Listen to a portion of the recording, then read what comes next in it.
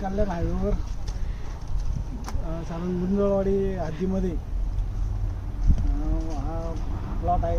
इथं आपण नर्सरी तयार केलेली आहे, फळबाग नर्सरी. आणि याच्यामध्ये आता डेव्हलपमेंट करायचा विचार आहे. पुढील काळामध्ये सर्व प्रकारचे फळझाडं आणि सोबत इथं झाडांची निगा राखून झाडे करण्याचा विचार आहे.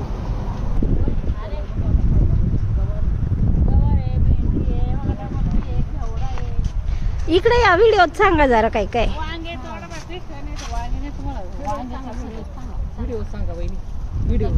वहिनीबाई व्हिडिओत सांगा माहिती. चला, ही आहे आमची पाटील ॲग्रो नर्सरी.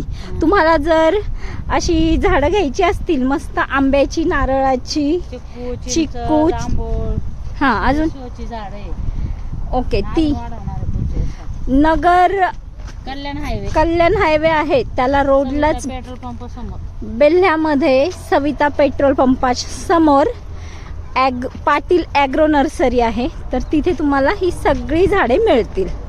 आणि हे पहा, हे आमच्या दादाचं शेत. मस्त पेरूची बाग लावलेली आहे. इकडे खाली भुईमुग किती सुंदर आलेला आहे. आणि छान अशी भेंडी सुद्धा आहे. वा वा.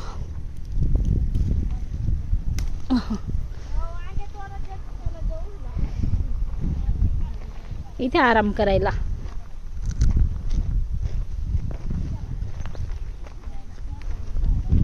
थोड्या वेळ सावलीत थांबू.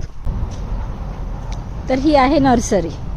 इकडे तुम्हाला आंबा, नारळ, चिकू, चिंच, पेरू, जांभळ अशी सगळी झाडे पाहायला मिळतील.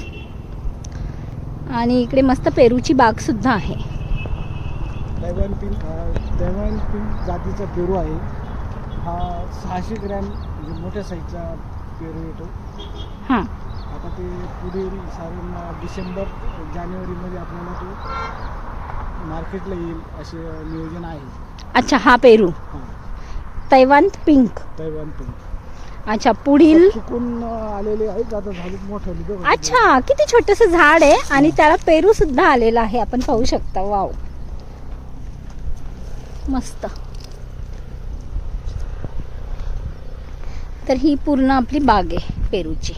साईडने सर्व आंब्याचे झाड लावलेले आहेत. आंब्याची झाडं आहेत. आणि त्याबरोबर आता बहिणाबाई सगळ्या वांगी वगैरे तोडतात आहे. ताजी ताजी वांगी.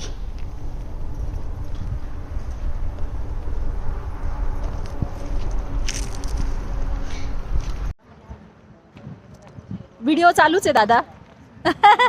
एक सेल्फी घेते मी. या ना सेल्फी घ्यायचं. सेल्फी घ्यायला या सगळे. व्हिडिओ चालूच आहे. चला एक एक एक एक ऍड व्हा व्हिडिओ मध्ये.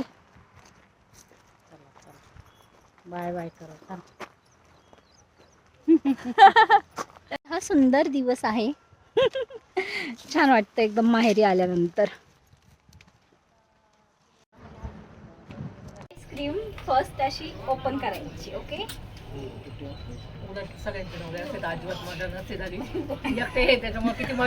आणि त्यात आहे ना, ज्याचे मिस्टर सोबत आहे ना ती नाही पाहिजे.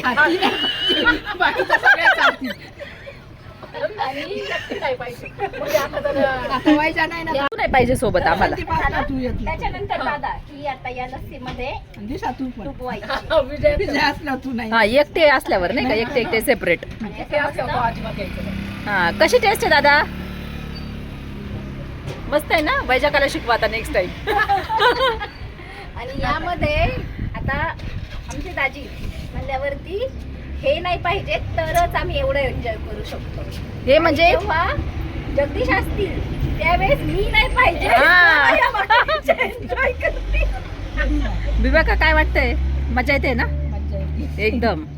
ह्या दोघींचं फक्त आता हे ना पहिली हे चालू आहे, काय म्हणतात, वाडी. म्हणजे दुसरी वाडी स्टार्टर आहे. अजून यायचंय समोरचं नाही का बाकीचं. सीमाकाला शिकवायचंय हे लस्सी. आम्ही माहेरात आल्यानंतर ही अशी सगळी मज्जा करतो. तरी आम्ही मळ्यातला व्हिडिओ एक विसरला आमचा गप्पांच्या नादामध्ये. तिकडे गेलोच नाही आम्ही झाडा. गावावरून जस्ट घरी पोहोचलेली आहे आणि सांगायचं असं की आज नीलचा वाढदिवससुद्धा आहे.